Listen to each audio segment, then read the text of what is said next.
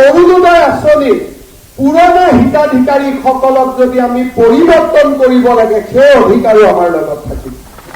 পুৰণাকো আমি পৰিৱৰ্তন কৰিব পাৰিম, আমি নতুনকো দিব পাৰিম। মাত্ৰ মানুহজনে আমাৰ মানদণ্ডৰ ভিতৰত পৰিয়ালটো থাকিব লাগে। কাৰোবাৰ ঘৰত গাড়ী আছে, কাৰোবাৰ ঘৰত চাকৰি আছে, তাক আমি এই ধৰণৰ বিশেষ সুবিধা দিয়াৰ প্ৰয়োজন নাই।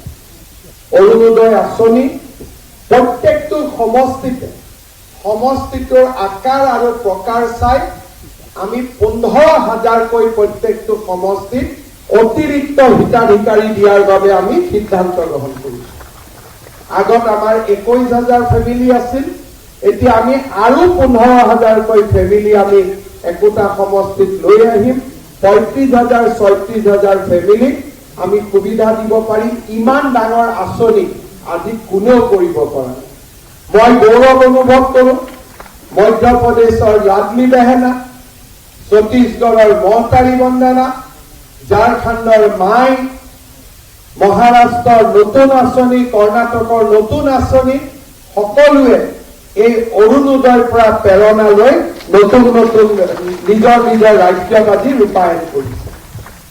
পূৰ্ব ভাৰতেও ৰাষ্ট্ৰীয় মানদণ্ড নিৰ্মাণ কৰিব পাৰে, তাক আজি আমি প্ৰমাণ কৰিছো। অৰুণোদয় আঁচনিৰ পুৰণা হিতাধিকাৰীসকলক যদি আমি পৰিৱৰ্তন কৰিব লাগে, সেই অধিকাৰো আমাৰ লগত থাকিব। পুৰণাকো আমি পৰিৱৰ্তন কৰিব পাৰিম, আমি নতুনকো দিব পাৰিম। মাত্ৰ মানুহজনে আমাৰ মানদণ্ডৰ ভিতৰত পৰিয়ালটো থাকিব লাগে। কাৰোবাৰ ঘৰত গাড়ী আছে, কাৰোবাৰ ঘৰত চাকৰি আছে, তাক আমি এই ধৰণৰ বিশেষ সুবিধা দিয়াৰ প্ৰয়োজন নাই।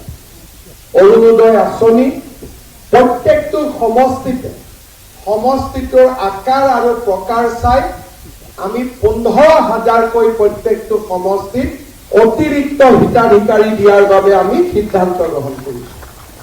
আগত আমাৰ 21,000 ফেমিলি আছিল, এতিয়া আমি আৰু 15,000কৈ ফেমিলি আমি একোটা সমষ্টিত লৈ আহিম। 35,000 36,000 ফেমিলিক আমি সুবিধা দিব পাৰিম। ইমান ডাঙৰ আঁচনি আজি কোনেও কৰিব পৰা নাই।